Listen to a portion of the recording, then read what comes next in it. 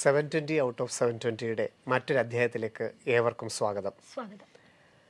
ആഘോഷങ്ങളും അവധികളും ആരവങ്ങളും ഒക്കെ അവസാനിച്ചിരിക്കുന്നു. 2024 മാറി 2025 നമ്മുടെ ചുമരുകളിൽ പ്രത്യക്ഷപ്പെടുകയും ചെയ്തിരിക്കുന്നു. നീറ്റിന് ഇനി ഏതാനും ദിവസങ്ങൾ, അല്ലേ, നമ്മൾ മാസങ്ങളൊക്കെയാണ് പറഞ്ഞുകൊണ്ടിരുന്നതെങ്കിൽ ദിവസങ്ങളിലേക്ക് നമ്മുടെ കൗണ്ടുകൾ മാറ്റേണ്ട സമയവുമായിരിക്കുന്നു. നമ്മുടെ ക്ലാസ്സുകളെല്ലാം ഏത് ബാച്ചാണെങ്കിലും, ലോങ് ടൈം ആണെങ്കിലും റെസിഡൻഷ്യൽ ആണെങ്കിലും റിപ്പീറ്റേഴ്സ് ആണെങ്കിലും ഒക്കെ നമ്മുടെ ടോപ്പിക്കുകളെല്ലാം നമ്മൾ എടുത്ത് തീർത്തിരിക്കുന്നു. നമ്മൾ ആദ്യം തന്നെ പറഞ്ഞിരുന്നു NCERT ബേസ്ഡ് അനുസരിച്ച് മുഴുവൻ ക്ലാസ്സുകളും നിങ്ങൾക്ക് എടുത്തു തരും. അതനുസരിച്ച് മുഴുവൻ ചാപ്റ്ററുകളിലൂടെയുമുള്ള നമ്മളുടെ യാത്രയും വീക്കിലി എക്സാമുകൾ, റൗണ്ട് അപ്പ് മോഡലുകളൊക്കെ നമ്മൾ കഴിഞ്ഞിരിക്കുന്നു. ഇനി നമ്മളുടെ ഈ ഒരു വിജയത്തിൻ്റെ നീറ്റ് 2024 ഒക്കെ വിജയങ്ങളൊക്കെ നിങ്ങൾക്കറിയാം. അതിലൊക്കെ ഏറ്റവും എഫക്റ്റീവായിട്ട് ചെയ്ത ഒരു മെത്തേഡിലൂടെയാണ് ഇനി നമ്മുടെ വിദ്യാർത്ഥികൾ സഞ്ചരിക്കുന്നത്. മോഡൽ എക്സാമുകൾ, അതിനുള്ള തയ്യാറെടുപ്പുകളിലാണ് നമ്മുടെ ക്യാമ്പസ്. വിദ്യാർത്ഥികളും തീർച്ചയായിട്ടും അതിന് ഒരുങ്ങിക്കഴിഞ്ഞിരിക്കുന്നു. എങ്ങനെയാണ് ഓരോ മോഡൽ എക്സാമുകളെ നാം സമീപിക്കേണ്ടത്? ഓരോ 3 ദിവസവും കൂടുമ്പോൾ ഏതാണ്ട് 6 മുതൽ 10 ചാപ്റ്ററുകൾ വരെയാണ് വിദ്യാർത്ഥികൾക്ക് നേരിടേണ്ടി വരുന്നത്. എന്താണ് ഇതിൻ്റെ പ്രായോഗികതകൾ? ടീച്ചറിനോട് നമുക്ക് ചോദിച്ചറിയാം. നമ്മളുടെ ഏറ്റവും മികച്ച ഒരു എക്സാം, അക്കാഡമിക് ഇയറിലെ ഏറ്റവും മികച്ച ഒരു സമയത്തിലേക്ക് നമ്മുടെ വിദ്യാർത്ഥികൾ കടക്കുകയാണ്. ജനുവരി 22 മുതൽ യൂണിറ്റ് എക്സാമുകൾ തുടങ്ങുന്നു. ചാപ്റ്ററുകളെല്ലാം നമ്മൾ എടുത്തു തീർത്തിട്ടുണ്ട്. വീക്കിലി എക്സാമുകൾ നടത്തി അതിൻ്റെ റിസൾട്ട് ഓറിയൻറ്റഡായിട്ടൊക്കെ നമ്മൾ നടത്തി കഴിഞ്ഞിരിക്കുന്നു. ഈ മോഡൽ എക്സാമുകളുടെ ഒരു പ്രാധാന്യം അതൊക്കെ നമ്മൾ ഒരുപക്ഷെ ഡീറ്റെയിൽ ആയിട്ട് ചർച്ച ചെയ്തതാണെങ്കിൽ പോലും ഈ ഒരു അവസരത്തിൽ, കാരണം എക്സാമുകൾക്ക് വളരെ കുറച്ച് സമയങ്ങൾ മാത്രമുള്ളപ്പോൾ ഇതിൻ്റെ ഒരു പ്രാധാന്യം ശരിക്കും പറഞ്ഞാൽ ഫസ്റ്റ് മോഡൽ എക്സാം തുടങ്ങുമ്പോൾ തൊട്ട് നമ്മൾ മെയ് 4 പരീക്ഷ എഴുതുകയാണ്. അത് തന്നെയാണ് ഏറ്റവും ആദ്യം പറയാനുള്ളത്. ആദ്യത്തെ മോഡൽ എക്സാം തൊട്ട് അത് ചെറിയ ചാപ്റ്റേഴ്സാണ്, അല്ലെങ്കിൽ കുറച്ച് ചാപ്റ്റേഴ്സ്, 4-5 ചാപ്റ്റേഴ്സേ ഉള്ളൂ, അല്ലെങ്കിൽ എനിക്ക് ഏറ്റവും അറിയാമെന്നുള്ളൊരു ചാപ്റ്ററാണ്. ഇനി കുറച്ച് കോമ്പിനേഷൻ വരുമ്പോഴാകട്ടെ, അല്ലെങ്കിൽ നീറ്റ് പരീക്ഷയ്ക്ക് ഞാൻ ടൈം അഡ്ജസ്റ്റ് ചെയ്യാം, അല്ലെങ്കിൽ ഞാൻ ആ സമയത്തേക്ക് കുറച്ചുകൂടെ നന്നായിട്ട് പ്രിപ്പയർ ചെയ്യാം, അങ്ങനെയുള്ള എക്സ്ക്യൂസസുകളെല്ലാം തന്നെ മാറ്റിവെച്ചിട്ട് ഒന്നാമത്തെ പരീക്ഷ എഴുതുമ്പോൾ തൊട്ട് ഇതാണ് എൻ്റെ നീറ്റ് പരീക്ഷ. അത് എല്ലാ കാര്യത്തിലും പരീക്ഷാ ഹാളിൽ എത്തുന്ന സമയം തുടങ്ങി ആ പരീക്ഷാ ഹാളിൽ നിങ്ങൾ ഒരു ആംബിയൻസിൽ എങ്ങനെയാണോ ബിഹേവ് ചെയ്യാൻ പോകുന്നത്, അത് ടൈം മാനേജ്മെൻറ്റ്, വാച്ച് കെട്ടാതെ പരീക്ഷ എഴുതുന്നത് ഉൾപ്പെടെ എല്ലാ കാര്യങ്ങളും നിങ്ങൾ ഒന്നാമത്തെ പരീക്ഷ തൊട്ട് തന്നെ ചെയ്തു തുടങ്ങണം. അതായത് നീറ്റ് 2025 എന്ന് പറയുന്നത് ജനുവരി 22 ആണെന്ന് വിചാരിക്കുക. തീർച്ചയായിട്ടും. കാരണം നമുക്ക് പലപ്പോഴും നമ്മൾ വിചാരിക്കുന്ന ഒരു കാര്യം ഏറ്റവും അടുത്തെത്തുമ്പോൾ നമ്മൾ അഡ്ജസ്റ്റ് ചെയ്താൽ മതിയല്ലോ, ഇനിയും 2-3 മാസമുണ്ട്, എത്രയോ പരീക്ഷകൾ എഴുതാനുണ്ട്, അപ്പോൾ ഞാൻ നീറ്റ് മോഡൽ ആകുമ്പോൾ ചെയ്താൽ പോരെ, കോമ്പിനേഷൻ ആകുമ്പോൾ ചെയ്താൽ പോരെ, അങ്ങനെയുള്ള ഒരുപാട് ഡൗട്ടുകൾ കുട്ടികൾക്കുണ്ട്. ഇതൊന്നും പോരാ എന്ന് തന്നെയാണ് ആദ്യം പറയാനുള്ളത്. കാരണം നമുക്ക് ചില ആൾക്കാർ ചേഞ്ചിനെ പെട്ടെന്ന് അക്സെപ്റ്റ് ചെയ്യും. അപ്പോൾ നിങ്ങളുടെ അഡാപ്റ്റേഷൻ എങ്ങനെയാണെന്ന് നമുക്ക് അറിയില്ല. അപ്പോൾ നമുക്ക് പെട്ടെന്ന് ഒരു ദിവസം അത്രയും സമയം വാച്ച് ഉപയോഗിച്ച് എഴുതുന്ന ഒരു കുട്ടിയാണ്, അല്ലെങ്കിൽ ഇപ്പോഴും ടൈം കൃത്യമായിട്ട് എഴുതി തീർക്കാൻ പഠിക്കാത്ത ഒരു കുട്ടിയാണെങ്കിൽ ഞാൻ 1 മാസം കൊണ്ട് അല്ലെങ്കിൽ 10 എക്സാം എഴുതിയിട്ട് അത് ശരിയാക്കാം എന്ന് പറയുന്നതിനേക്കാൾ എത്രയോ നല്ലതാണ് ഇപ്പം തന്നെ അതിനോട് ഒന്ന് അഡാപ്റ്റ് ചെയ്തിരിക്കുക എന്നുള്ളത്. മാക്സിമം എത്രത്തോളം നമുക്ക് ആ രീതിയിലേക്ക് ഏറ്റവും ആദ്യം വരാൻ പറ്റുന്നോ അതിനനുസരിച്ച് നിങ്ങളുടെ വേഗം കൂടിക്കൊണ്ടിരിക്കും. ചിലപ്പോൾ ആദ്യം ഒരു പക്ഷേ നിങ്ങളുടെ വേഗം ഇച്ചിരി കുറവായിരിക്കും, പക്ഷേ ഇവിടെ നിങ്ങൾ വേഗത്തിനേക്കാൾ ഉപരി ആ ഒരു മെത്തഡോളജിയിലേക്ക് വരിക എന്നുള്ളതാണ് ഏറ്റവും ഇമ്പോർട്ടൻറ്റ്. കാരണം അവസാന നിമിഷമൊക്കെ ആകുമ്പോൾ നിങ്ങൾ ആ മെത്തേഡ് അക്സെപ്റ്റ് ചെയ്ത് തുടങ്ങുമ്പോഴേക്കും ചിലപ്പോൾ നിങ്ങൾ സ്ലോ ആയി പോയേക്കാം. അവിടെ നിങ്ങളുടെ വേഗം അവിടെ വെച്ച് കൂട്ടാനുള്ള ഒരു അവസരം കിട്ടില്ല തന്നെ. സോ 22-ാം തീയതി നിങ്ങൾ ആദ്യത്തെ പരീക്ഷ എഴുതുന്നത് മെയ് 4-ാം തീയതിയിലെ നീറ്റ് പരീക്ഷയാണ്. നിങ്ങളുടെ കോമ്പറ്റീറ്റേഴ്സ് എല്ലാം സാധാരണ പരീക്ഷ എഴുതുന്ന കുട്ടികൾ തന്നെയാണ്. നിങ്ങളുടെ എക്സാമിനേഷൻ ഹാള് ബ്രില്യൻ്റ് ആണെന്ന് കരുതുകയേ വേണ്ട. അവിടെ നിൽക്കുന്ന അധ്യാപകർ നിങ്ങൾക്ക് ഫെമിലിയർ ആയിട്ടുള്ള ആളാണെന്ന് കരുതണ്ട.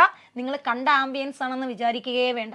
എങ്ങനെയാണോ പരീക്ഷാ ഹാളിൽ നിങ്ങൾ പരീക്ഷ എഴുതാൻ പോകുന്നത് അത് ഒരു തരത്തിലും മാറ്റിവെക്കാതെ ചെയ്യുക.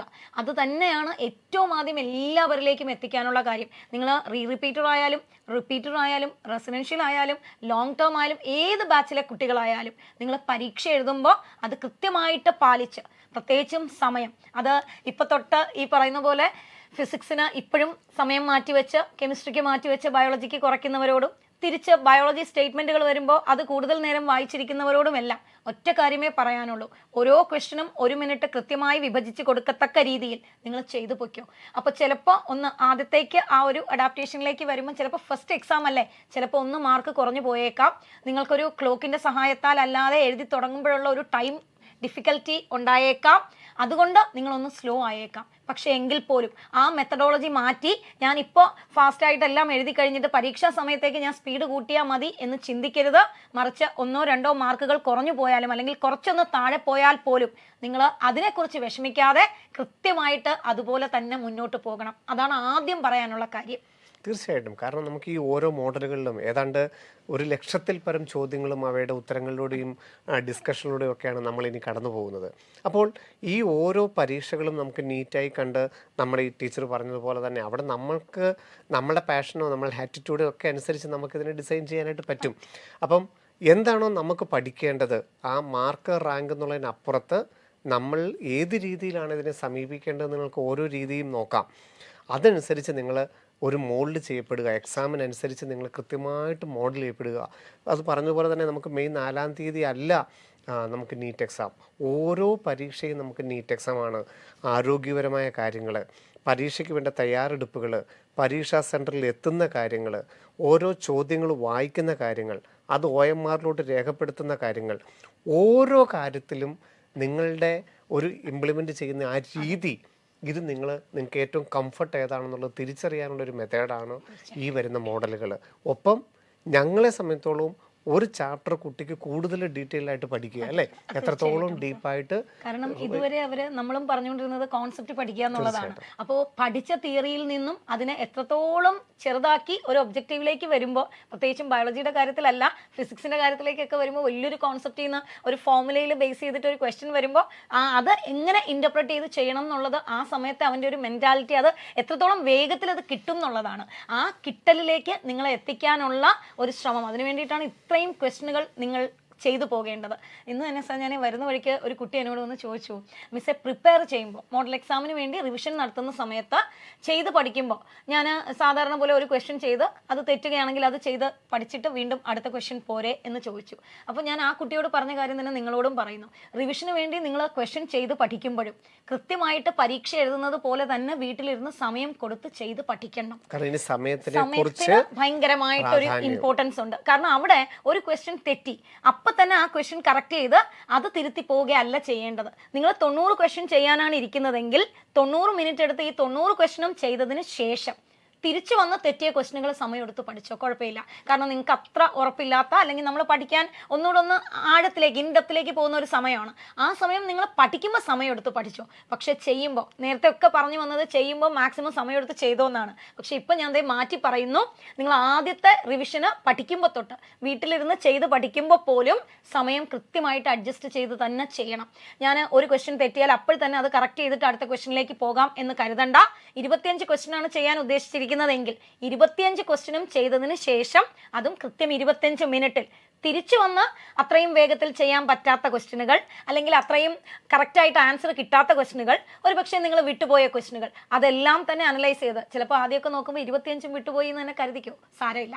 അത് മുഴുവൻ പഠിച്ചെടുക്കാനുള്ള സമയമാണ് പിന്നെയുള്ള മണിക്കൂറുകളിൽ നിങ്ങൾ മാറ്റി വെക്കേണ്ടത്. അല്ലാതെ പരീക്ഷ എഴുതിക്കൊണ്ടിരിക്കുമ്പോൾ കൂടെ ചെയ്ത് പഠിക്കുന്ന ഒരു പതിവ് നമുക്ക് ഇനി പരീക്ഷയാകുമ്പോൾ, കാരണം ഇനി തൊട്ട് പരീക്ഷകളാണ്, അത് പരീക്ഷയിലൂടെ തന്നെ നമുക്ക് പ്രാക്ടീസ് ചെയ്യണം. കാരണം നമുക്ക് നമ്പർ ഓഫ് ക്വസ്റ്റ്യൻസിലോട്ട് കിടക്കണം. കാരണം ഒരു ദിവസം നമ്മൾ എത്രത്തോളം ക്വസ്റ്റ്യൻസ് നമുക്ക് ചെയ്യാൻ പറ്റും, അതെല്ലാ ചാപ്റ്ററുകളുടെ അല്ല എല്ലാ സബ്ജക്റ്റുകളുടെയും നമുക്ക് ചെയ്യേണ്ടിയിരിക്കുന്നു. എല്ലാത്തിനും ഈക്വൽ ഇമ്പോർട്ടൻസ് തന്നെ കൊടുക്കണം. അത് നമ്മൾ എഴുതി വെച്ചൊരു ടൈം ടേബിളിനപ്പുറത്ത് നമ്മൾ മനസ്സിൽ ഒരു ടൈം ടേബിൾ കാൽക്കുലേഷൻ ഉണ്ടാക്കി എല്ലാ സബ്ജക്റ്റിനും ഈക്വൽ ഇമ്പോർട്ടൻറ്റ് കൊടുത്ത് നമ്മൾ കൂടുതൽ ക്വസ്റ്റ്യൻസ് ഓരോ ദിവസവും നമ്മൾ ചെയ്യാൻ പോകുന്ന ചോദ്യങ്ങളുടെ എണ്ണങ്ങൾ അത് കൂട്ടാൻ പോവുകയാണ്.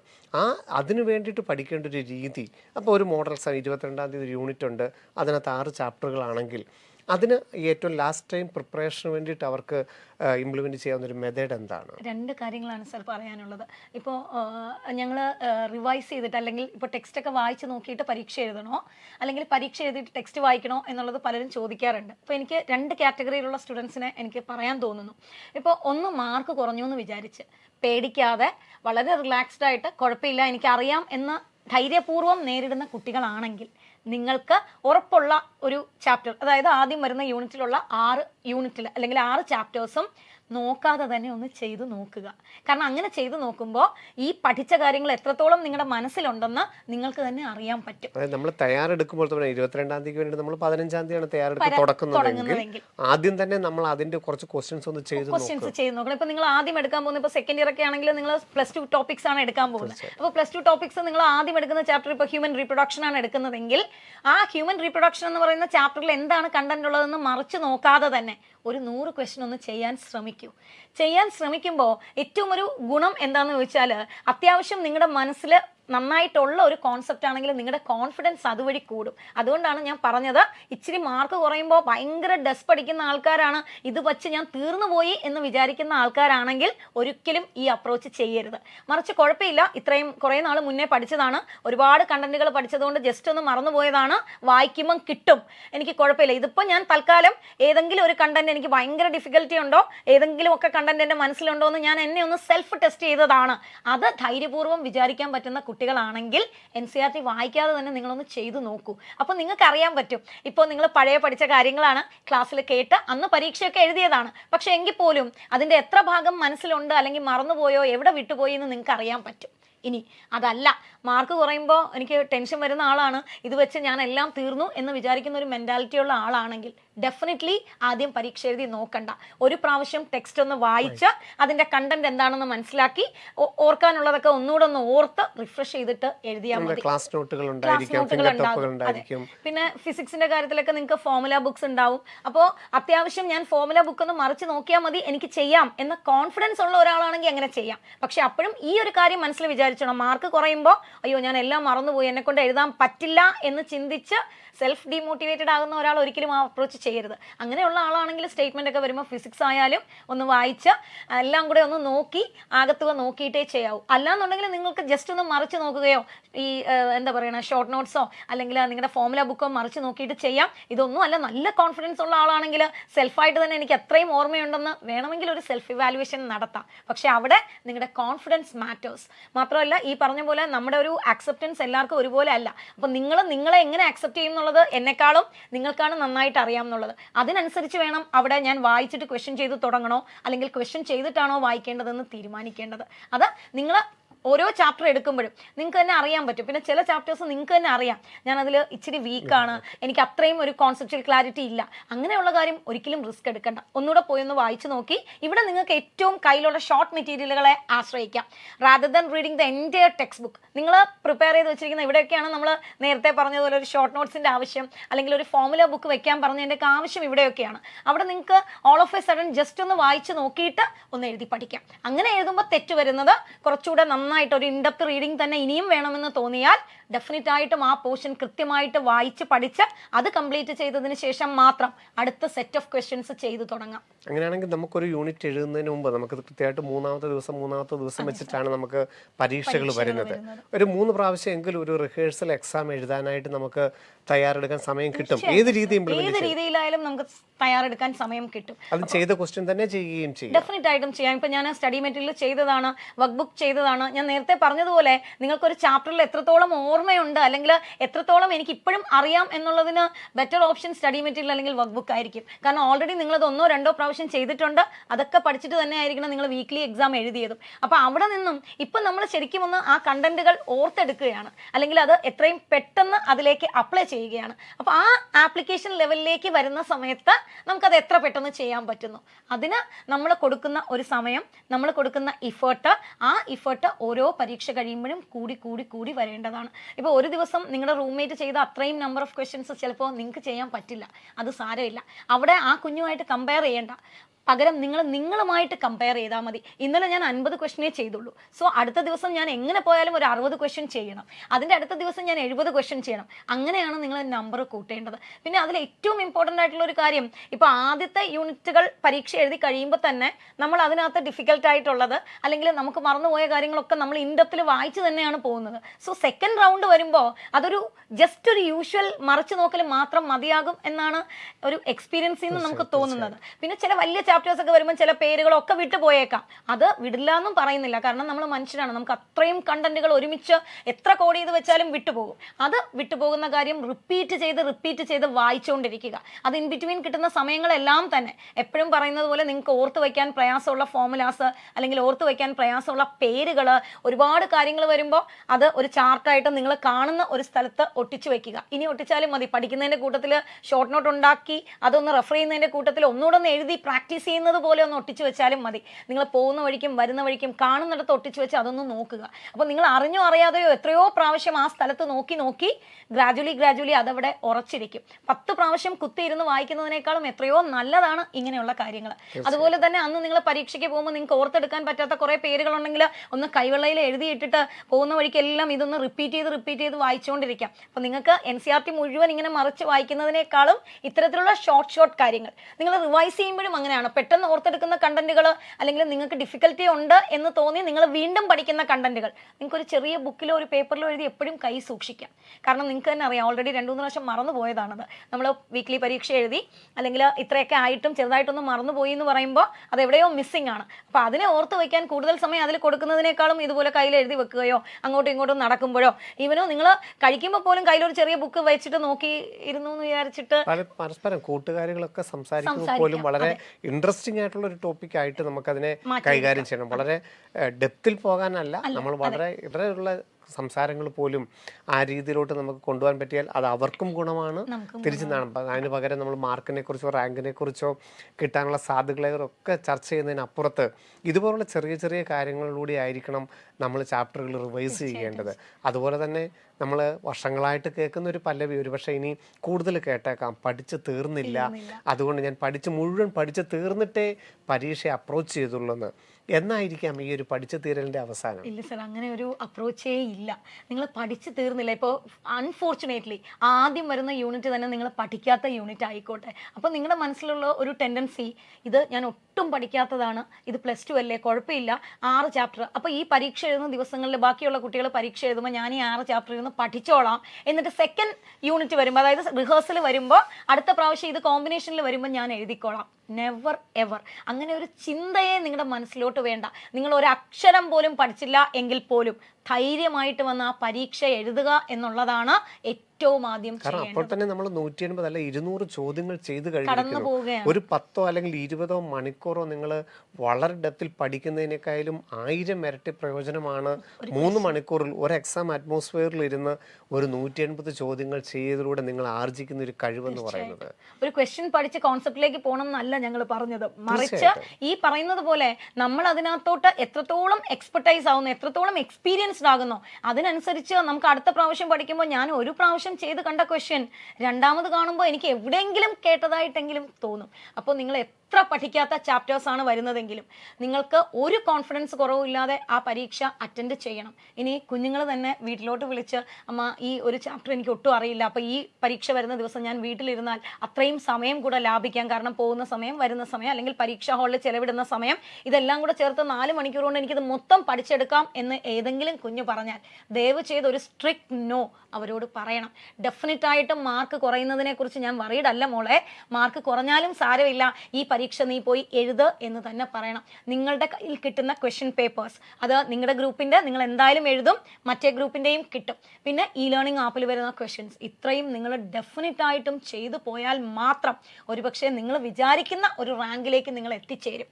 അതിന് നിങ്ങൾ ചെയ്യേണ്ടത് ഇത് തന്നെയാണ്, ഒരു പരീക്ഷ പോലും മിസ് ചെയ്യരുത്. പരീക്ഷ എഴുതാതെ വീട്ടിലിരുന്ന് പഠിക്കാം എന്നുള്ളത് ഭയങ്കര തീർച്ചയായിട്ടും. ഒരു ദിവസം നമ്മൾ ഏറ്റവും കുറഞ്ഞത് ഈ ഒരു ജനുവരി ഫെബ്രുവരി മാസങ്ങളിൽ ഒരു 200-നും 500-നും ഇടയ്ക്ക് ചോദ്യങ്ങൾ നമ്മൾ ഒരു ദിവസം പല ചാപ്റ്ററുകളിലായിട്ട് അല്ലെങ്കിൽ പല സബ്ജക്റ്റുകളായിട്ട് ഇപ്പം ഒരു മോഡൽ എഴുതുമ്പോൾ തന്നെ നമ്മൾ 200 ക്വസ്റ്റ്യൻ ആയി കഴിഞ്ഞിരിക്കുന്നു.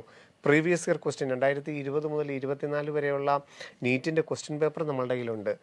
ലേണിംഗ് ആപ്പിനകത്ത് അതാത് ചാപ്റ്ററുകളുടെ 4 ലെവൽ ക്വസ്റ്റ്യൻസുകൾ നിങ്ങൾക്കുണ്ട്. അതർ ഗ്രൂപ്പിൻ്റെ മോഡലുണ്ട്. Learning ആപ്പിനകത്ത് preparatory മോഡലുണ്ട്. ഒരു ദിവസം നമുക്ക് 1000-ന് മുകളിൽ ക്വസ്റ്റ്യൻസ് വേണമെങ്കിൽ നമുക്ക് അവൈലബിൾ ആണ്. അപ്പം അതിൽ നമ്മളൊരു 200 മുതൽ 500 വരെയുള്ള ക്വസ്റ്റ്യൻസ് നമ്മൾ റെഗുലറായിട്ട്, അത് പുതിയ പുതിയ ക്വസ്റ്റ്യൻസ് അല്ല, ഒരുപക്ഷെ ചെയ്തതൊക്കെ തന്നെ ആയിരിക്കാം, പക്ഷേ അത് ചെയ്യാനുള്ള ഒരു ടെൻഡൻസി നമ്മൾ ആർജിച്ചെടുക്കണം.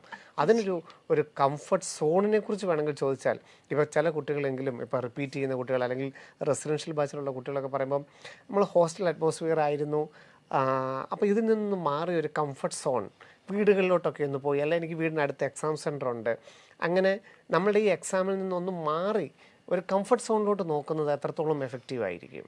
സർ, അവിടെയും ഈ പറയുന്ന പോലെ ആ കുട്ടിയുടെ ഒരു മാനസികാവസ്ഥ വളരെ ഇമ്പോർട്ടൻ്റ് ആണ്. ഇപ്പോൾ നമ്മൾ ഈ അത് ഒരു 1-2 ശതമാനം വിജയിച്ചതല്ല എന്ന് നമുക്ക് ഒരിക്കലും പറയാൻ പറ്റില്ല. പക്ഷെ എങ്കിലും നമ്മൾ ഇവിടെ പ്രൊവൈഡ് ചെയ്യുന്ന ഒരു ആംബിയൻസ്, ഒരു സിസ്റ്റമാറ്റിക് അപ്രോച്ച്, അത് വളരെ സിസ്റ്റമാറ്റിക്. ഇത്ര നാൾ അറിയാവുന്ന ഒരു മാനേജ്മെന്റ്, ഒരു ക്ലാസ് ടീച്ചർ, ഒരു കോർഡിനേറ്റർ, ഒരു എക്സാം അറ്റ്മോസ്ഫിയർ, അത് ഈ ക്യാമ്പസിൽ നിന്ന് ലഭിക്കുന്നതിന് അപ്പുറത്ത് മറ്റൊരിടത്തു നിന്ന് ലഭിക്കില്ല. തീർച്ചയായിട്ടും ലഭിക്കില്ല. അപ്പൊ നമ്മുടെ ഈ ഒരു സിസ്റ്റമാറ്റിക് എന്ന് പറയുന്നത് ശരിക്കും നമ്മൾ എക്സ്പെരിമെന്റലി പ്രൂവൺ ആണ്. അതാണ് നമ്മുടെ റിസൾട്ടുകൾ നമ്മളെ കാണിച്ചു തരുന്നത്. അപ്പൊ അതിനകത്തുള്ള കുറവുകൾ, എന്തെങ്കിലും ഒരു കുറവുണ്ടെങ്കിൽ അതും കൂടെ റെക്ടിഫൈ ചെയ്തിട്ടാണ് നമ്മൾ മുന്നോട്ട് പോകുന്നതും. 720 അതിനപ്പുറം ഒരു റാങ്കിലേക്ക് നമുക്ക് കൊണ്ടുവരാൻ പറ്റില്ല. അത്രയും വലിയൊരു വിജയം നമ്മൾ എത്തിച്ചതും ആ ഒരു സിസ്റ്റമാറ്റിക് ആയിട്ട് നമ്മൾ ചെയ്ത ഒരു പാറ്റേൺ ആണ്. അപ്പം നിങ്ങൾ എപ്പോഴും പറയുന്നത്, എനിക്ക് ഇവിടെ നിൽക്കുമ്പോൾ മറ്റേ കുട്ടിയെ ഞാൻ നോക്കുന്നു, അല്ലെങ്കിൽ അവൾക്ക് മാർക്ക് കൂടുമ്പോൾ എനിക്ക് ടെൻഷനാണ്, റൂംമേറ്റ്സുമായിട്ട് പ്രശ്നം, അവൾ കൂടുതൽ പഠിക്കുമ്പോൾ എനിക്ക് ടെൻഷൻ. പക്ഷെ നിങ്ങൾ അപ്പോൾ അതിനെ ഒരു പോസിറ്റീവായിട്ട് വേണം എടുക്കാൻ. കൂടെ അത്രയും മത്സര ബുദ്ധിയുള്ള, ഏറ്റവും ഹെൽത്തി ആയിട്ടൊരു കോമ്പറ്റീഷൻ നടക്കുന്ന സ്ഥലത്തിരിക്കുമ്പോൾ നമ്മളും അറിയാതെ തന്നെ അതിലേക്ക് വരും. വീട്ടിൽ പോയിരിക്കുമ്പോൾ നിങ്ങൾ വിചാരിക്കുന്നതാണ് നിങ്ങളുടെ കംഫർട്ട് സോൺ ഇതാണ്. പക്ഷെ ഞങ്ങൾക്കറിയാം പല കുട്ടികളും ഇതുപോലെ പറഞ്ഞ് വീട്ടിലൊക്കെ പോയിട്ട് അവസാനം 2 ആഴ്ച കഴിഞ്ഞ്, അയ്യോ എനിക്ക് വീട്ടിലെത്തിയിട്ട് എനിക്ക് കൂടുതൽ സമയം എഫക്റ്റീവായിട്ട് പഠിക്കാൻ പറ്റുന്നില്ല, ഞാൻ തിരിച്ചു വന്നോട്ടെ എന്ന് ചോദിക്കുന്ന ഒത്തിരി കുട്ടികളെ ഞങ്ങൾ കണ്ടിട്ടുണ്ട്. 99% നമ്മൾ തിരിച്ച് തന്നെയാണ്. ക്യാമ്പസിന്റെ ആ ഹോസ്റ്റലിന്റെ ഈ അറ്റ്മോസ്ഫിയർ തന്നെയാണ് നല്ലത്.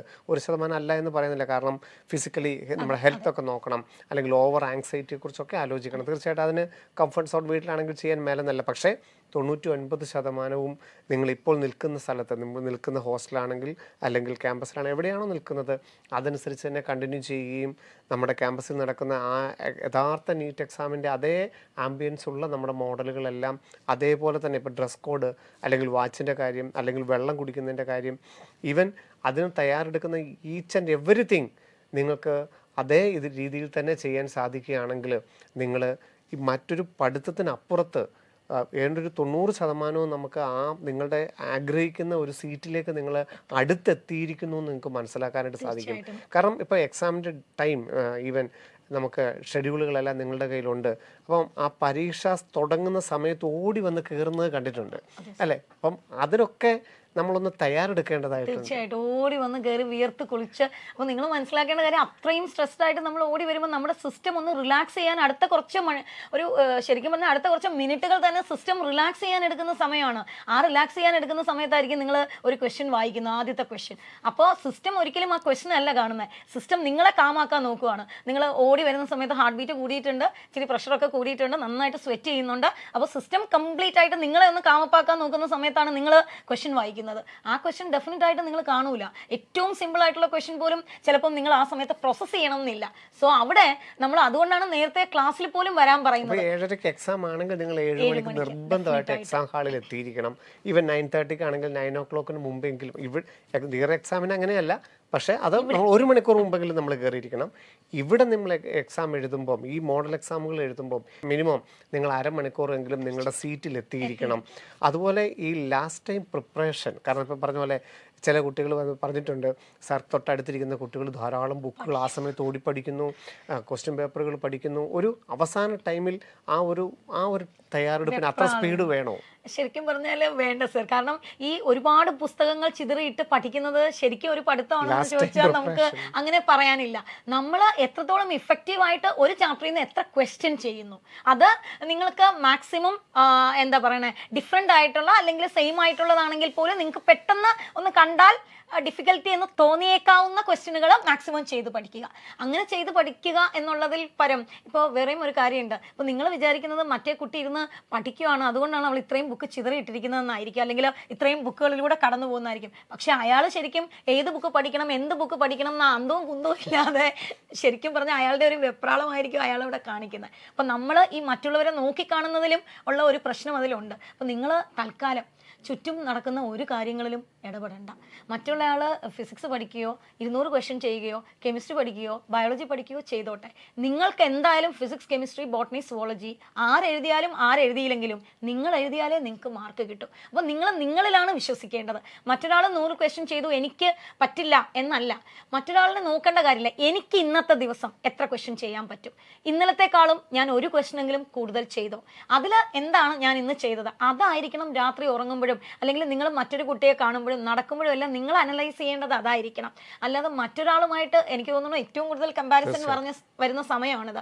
കാരണം നിങ്ങൾ നോക്കുമ്പോൾ ചില ആൾക്കാർ കൊറിഡോറിൽ കൂടെ അങ്ങോട്ട് നടക്കുന്നു ഇങ്ങോട്ട് നടക്കുന്നു, ബുക്ക് മറിക്കുന്നു. അപ്പം നിങ്ങൾ വിചാരിക്കുന്നത് കണ്ടോ അവളെല്ലാം പഠിച്ചിട്ടുണ്ട്, ഞാൻ വളരെ കംഫർട്ടബിൾ ആയിട്ടിരിക്കുന്നു. ഇന്ന് ഒരു കുട്ടി സാർ അതുപോലെ വന്ന് പറഞ്ഞതാണ്, മിസ്സേ ഞാൻ മാത്രം ഭയങ്കര റിലാക്സ്ഡ് ആയിട്ടിരിക്കുന്ന പോലെ എനിക്ക് തോന്നുന്നു, ബാക്കി എല്ലാവരും ഭയങ്കര ടെൻസ്ഡ് ആണ്. അപ്പോൾ ഞാൻ പറഞ്ഞു നിൻ്റെ ക്വാളിറ്റി അല്ലേ, ഇത്രയും പേരെ എന്ത് ചെയ്യണം എന്നറിയാതെ അങ്ങോട്ടും ഇങ്ങോട്ടും നടക്കുമ്പോൾ ഏറ്റവും റിലാക്സ്ഡ് ആയിട്ട് ഒരു എക്സാമിനെ അപ്രോച്ച് ചെയ്യുന്നതെന്ന് പറയുന്ന ഒരു ക്വാളിറ്റിയാണ്. അപ്പോൾ നിങ്ങൾ ഒരിക്കലും നിങ്ങളുടെ പ്രശ്നം എന്ന് പറയുന്നത് നമ്മൾ പലപ്പോഴും നമ്മളെ വില കുറച്ച് കാണുന്നുണ്ട് ഇടയ്ക്കെങ്കിലും. അതൊക്കെ സ്വാഭാവികമാണ് കേട്ടോ. ഇത്രയും വലിയൊരു പരീക്ഷയ്ക്ക് നമ്മൾ തയ്യാറെടുക്കുമ്പോൾ നമുക്കുണ്ടാകുന്ന ഒരുപാട് ആങ്സൈറ്റികൾ, അതിൻ്റെ ഒരു ആഫ്റ്റർ ഇഫക്റ്റ് ആണ് നമ്മൾ ഈ പറയുന്ന ഓരോ കാര്യങ്ങളും. പക്ഷെ അതെല്ലാം തന്നെ നിങ്ങൾ മാറ്റി വെച്ചിട്ട് ഞങ്ങൾ ഓരോ സമയത്തും നിങ്ങളോടൊപ്പം വന്ന് ഓരോ കാര്യങ്ങൾ പറഞ്ഞു തരുന്നത് ഇതൊക്കെ കോമൺ ആണ്. കഴിഞ്ഞ വർഷം എഴുതിയ കുട്ടികളും ഇതേ ആങ്സൈറ്റിയിലൂടെ അല്ലെങ്കിൽ ഇതേ പ്രശ്നങ്ങളിലൂടെ ഇതിനേക്കാൾ കുട്ടികളുടെ ചോദ്യങ്ങളാണെങ്കിൽ അവരുടെ ഒരു ആങ്സൈറ്റി ഒരു വ്യത്യാസവും ഇത്രത്തോളം വർഷങ്ങൾ കഴിഞ്ഞിൽ പോലും ഒരു വ്യത്യാസം പോലും നമുക്ക് ഫീൽ ചെയ്തിട്ടില്ല. അവർ പറയുന്ന കംപ്ലൈന്റുകളാണെങ്കിലും അവർ പറയുന്ന സന്തോഷങ്ങളാണെങ്കിലും മാർക്കിനെ കുറിച്ചാണെങ്കിലും റാങ്ക് ആണെങ്കിലും എക്സാക്ട്ലി കുട്ടികൾ മാത്രമേ മാറുന്നുള്ളൂ, ഒരു സ്വഭാവവും മാറുന്നില്ല, നമ്മളോട് എത്തുന്ന ക്വസ്റ്റ്യനുകളും മാറുന്നില്ല. അതുകൊണ്ട് തന്നെ ഞങ്ങൾക്ക് പറയാനുള്ള ആൻസറിനും വലിയ മാറ്റമൊന്നും വരുന്നില്ല. 25 ലക്ഷം കുട്ടികളിൽ ഏതാണ്ട് മലയാളികൾ 75,000-നും 1,00,000-നും അടുത്താണ് നമ്മൾ നീറ്റിനെ അപ്രോച്ച് ചെയ്യുന്നത്. ആ 75,000-ൽ ഒരു 90% വിജയം ഉണ്ടാക്കുന്ന ആ ഒരു മജോറിറ്റി ഗ്രൂപ്പിലാണ് നമ്മൾ നിൽക്കുന്നത്. അവർ തമ്മിലാണ് പരസ്പരം ഇനി കോമ്പറ്റീഷനിലോട്ട് നടക്കുന്നത്. അതൊന്ന് ഉൾക്കൊള്ളണം. കാരണം ഏറ്റവും ഹൈലൈറ്റ് ആയിട്ടുള്ള ഏറ്റവും ബ്രൈറ്റസ്റ്റ് ആയിട്ടുള്ള ഒരു ഗ്രൂപ്പിലാണ് നിങ്ങൾ ഇനി വരുന്ന 3 മാസം. കാരണം ഇത്രയും നാളും ബാച്ചുകളായിരുന്നു, ഗ്രൂപ്പുകളായിരുന്നു, പല സെൻറ്ററുകളായിരുന്നു, പലയിടത്തായിരുന്നു. പക്ഷേ ഇനി നീറ്റ് 2025 ഓരോ മെഡിക്കൽ കോളേജുകളിലും അല്ലെങ്കിൽ ഓരോ റിസൾട്ടിലും ഉണ്ടാകുന്ന 90% ഏറ്റവും എലൈറ്റ് ഗ്രൂപ്പിലായിരിക്കും നിങ്ങൾ പരസ്പരം മത്സരിക്കുന്നത്. അപ്പം അതിൻ്റെ ആയിട്ടുള്ളൊരു ഹെൽത്തി കോമ്പറ്റീഷൻ നിങ്ങളും ഡെവലപ്പ് ചെയ്യണം. ആ ഒരു ധൈര്യം ഇപ്പോഴേ തന്നെ നിങ്ങൾ എടുത്തെടുത്ത് പോകണം. അന്ന് ഞാൻ ഫസ്റ്റ് റാങ്കുകാരിയായിരുന്നു അല്ലെങ്കിൽ അന്ന് ഞാൻ ആദ്യത്തെ 100 റാങ്കിൽ വന്നു, ഇപ്പോഴെന്തേ എന്നല്ല ചിന്തിക്കേണ്ടത്. ഞാൻ അന്നത്തെക്കാളും കുറച്ചുകൂടെ ഒരു സാറ് പറഞ്ഞ പോലെ തന്നെ കുറച്ചുകൂടെ പ്രോമിസിങ് ആയിട്ടുള്ള ഒരു ഗ്രൂപ്പിലാണ് നമ്മൾ നിൽക്കുന്നത്. അപ്പോൾ അവിടെ നമ്മൾ കൂടുതൽ ഇമ്പ്രൂവ് ചെയ്യാനുള്ള, ഓരോരുത്തരിൽ നിന്നും നമ്മൾ പഠിച്ച് ഇമ്പ്രൂവ് ചെയ്യാനുള്ള ഒരുപാട് കാര്യങ്ങൾ നമുക്ക് കിട്ടും. ആ കാര്യങ്ങളിലൂടെ വേണം നമ്മൾ കടന്നു പോകാൻ. നമുക്കിപ്പോൾ ഒരു ക്വസ്റ്റ്യൻ നമ്മൾ വിചാരിച്ചിരുന്ന രീതി തെറ്റാണ്, ഒരു കുട്ടി നമ്മളോട് പറയാണ് ഇങ്ങനെയല്ല ഇങ്ങനെ എഴുതിയതുകൊണ്ടാണ് എനിക്ക് പെട്ടെന്ന് ചെയ്യാൻ പറ്റുന്നു എന്ന് പറയുമ്പോൾ അവിടെ ഞാൻ ചിന്തിച്ചതിനപ്പുറം അയാൾ എന്താണ് ചിന്തിച്ചത്, അവിടെ അയ്യോ അവൾക്ക് നല്ല ബുദ്ധി ഉണ്ടല്ലോ അവൾ എന്താ, അങ്ങനെയല്ല ചിന്തിക്കേണ്ടത്. മറിച്ച് എൻ്റെ ചിന്തയിൽ നിന്നും ഒരു വ്യത്യാസം അവിടെ ഒരു തോട്ട് പ്രോസസ്സിലുണ്ട്, അതെന്താണെന്ന് നമുക്ക് മനസ്സിലാക്കാൻ പറ്റില്ല. അതാണ് നമ്മൾ മനസ്സിലാക്കേണ്ടത്. നിങ്ങളുടെ ചർച്ചകളും അങ്ങനെ തന്നെ ആയിക്കോട്ടെ. ഈ പറഞ്ഞ പോലെ നമുക്ക് ഡിഫിക്കൽറ്റി ഉള്ളതെന്ന് തോന്നുന്നത് നമ്മൾ മറ്റുള്ളവരടുത്ത് ചോദിക്കുന്നത് നാണക്കേടല്ല. ആരെങ്കിലും ഒരാൾ നിങ്ങളോട് ചോദിച്ചാൽ നിങ്ങളുടെ പഠനം കഴിഞ്ഞിട്ട് സമയമുണ്ടെങ്കിൽ ഡെഫിനറ്റ് ആയിട്ടും അത് പറഞ്ഞു കൊടുക്കുക. അങ്ങനെ പറഞ്ഞു കൊടുക്കുമ്പോഴും നിങ്ങൾ നിങ്ങളുടെ നോളജ് ഇമ്പ്രൂവ് ചെയ്യുകയാണ് ചെയ്യുന്നത്. പിന്നെ ഏറ്റവും ഹെൽത്തി ആയിട്ട് തന്നെ നമുക്ക് എനിക്ക് മാർക്ക് കിട്ടുമോ, മോഡൽ എക്സാം തുടങ്ങി, ഇത്രയും കുട്ടികളില്ലേ, ഇപ്പോൾ ആദ്യത്തെ റാങ്ക് ഇത്രയാണ്, അപ്പോൾ റാങ്ക് വരുമ്പോൾ നമ്മൾ എന്തായിരിക്കും, ഇങ്ങനെയല്ല ചോദിക്കേണ്ടത്. നമ്മൾ അങ്ങോട്ടും ഇങ്ങോട്ടും പറയേണ്ടത് അല്ലെങ്കിൽ ഇനി പറഞ്ഞ് പഠിക്കേണ്ടത് ഞാൻ എവിടെയാണെന്ന് ഞാൻ ഇതാ തീരുമാനിക്കാൻ പോവുകയാണ്. അത് ഓരോ ദിവസം കഴിയുന്തോറും ഓരോ പടി നമ്മൾ മുന്നോട്ട് തീരുമാനിക്കണം. ചിലപ്പോൾ ഏറ്റവും ലാസ്റ്റ് ആയിരിക്കും, പക്ഷെ നിങ്ങൾ ഓർക്കണം ഈ ലാസ്റ്റ് പടി ചവിട്ടിയാണ് എല്ലാവരും മുകളിലേക്ക് പോകുന്നത്, അല്ലാതെ പറന്ന് മുകളിലേക്ക് എത്താൻ പറ്റില്ല നമുക്ക്. അപ്പോൾ ഓരോ ചുവടും ഓരോ ദിവസവും തിരിച്ചിറങ്ങാതെ മുന്നോട്ടേക്ക് തന്നെ കയറി പോവുക. അതിലാണ് അവിടെ കോൺസ്റ്റന്റ് ആയിട്ട് നിൽക്കുക, കയറി പോവുക എന്നുള്ളതിലാണ് നമ്മൾ ഇനി ശ്രദ്ധ ചെലുത്തേണ്ടത്. സോ നിങ്ങളിതേ ജാനുവരി 22-ാം തീയതി നിങ്ങളുടെ ആദ്യത്തെ നീറ്റ് എക്സാം എഴുതാൻ പോവുകയാണ്. അതേ സീരിയസ്നെസ്സോടുകൂടി ഈ പറഞ്ഞ കാര്യങ്ങളെല്ലാം കൃത്യമായിട്ട് പാലിച്ച് നിങ്ങൾ നടന്നു തുടങ്ങിക്കോ. എപ്പോഴും പറയും പോലെ ഞങ്ങളൊരു കുടുംബം നിങ്ങളോടൊപ്പം. Brilliant Study Center, India's #1 coaching center for NEET and JEE.